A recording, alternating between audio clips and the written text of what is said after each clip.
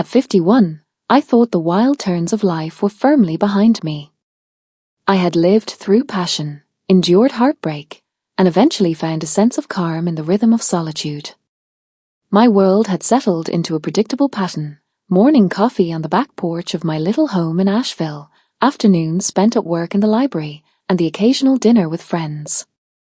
Love had become a distant, almost abstract concept, something I once knew but buried alongside old photographs and worn-out letters. Then Eli arrived. He was 25, soft-spoken and observant.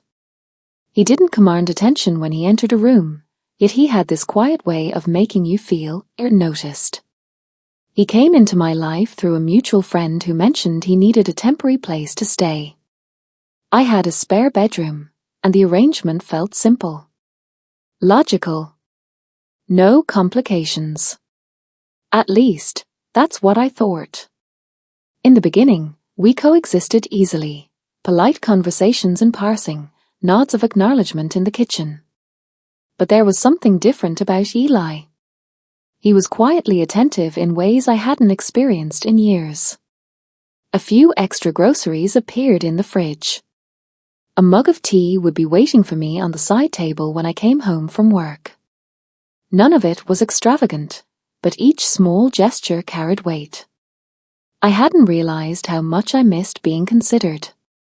One evening, he came home with a tin of my favorite tea, a blend I hadn't had in years and had never mentioned to him. "Thought you might like this," he said with an easy smile. It was a small gesture, but it landed heavier than it should have. It wasn't about the tea. It was about being seen. He fixed the faucet in the kitchen that had been dripping for months.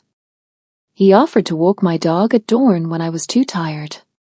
He watered my neglected plants. Always quietly. Never intrusive.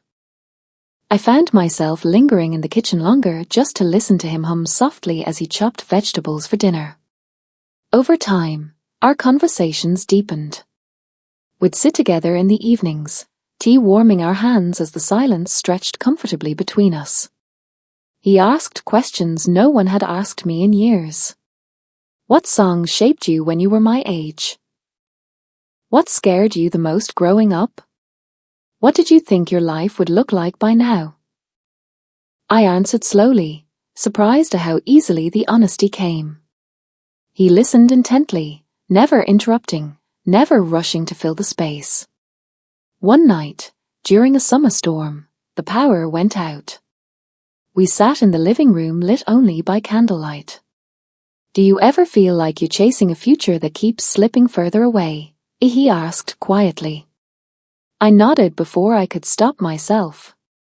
"You're not alone in that," I whispered. That night shifted something between us. I no longer saw Eli as just a houseguest. He was a presence in my life that felt anchoring, awakening. I started noticing small things, how his laughter made my chest feel lighter, how his gaze felt warm instead of searching. I told myself it was simply companionship, nothing more. But the truth was already curling its way into my ribs. One particularly difficult day, when the world felt unbearably heavy, I shut myself in my bedroom. Eli didn't retreat. He knocked softly, then stepped inside and sat next to me in silence. "Are you okay?" he asked gently. "I'm fine," I murmured, staring at the floor. He reached for my hand. "You don't have to be. You deserve to be held.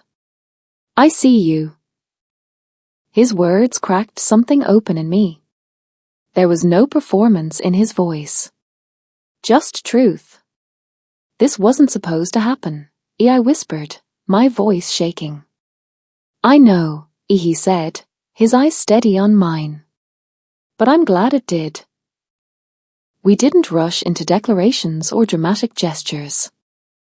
There were no tearful confessions or kisses stolen in the night. Just a closeness that grew naturally, gently, as if it had been there all along waiting to be uncovered. There were doubts, of course. The 26-year age difference. The judgments we might face. The reality that this might not last. But every time I saw the softness in his eyes when he looked at me, those doubts quieted. Eventually, Eli moved into his own apartment downtown. Our lives shifted, but they didn't drift apart. He still came over for dinner. We still walked the dog together. He still asked about my day like it mattered. One evening, as we sat on the back porch sipping the tea he'd brought me months before, I realized something. Love doesn't always crash into your life with fireworks. Sometimes it slips in quietly, wearing soft clothes, offering a warm drink, asking gently, how are you really holding up? What Eli gave me wasn't just affection. He returned me to myself. At 51, I hadn't expected a second chapter. But Eli arrived like one, not demanding, not rushing. Just patient. Present. And I welcomed it with open hands.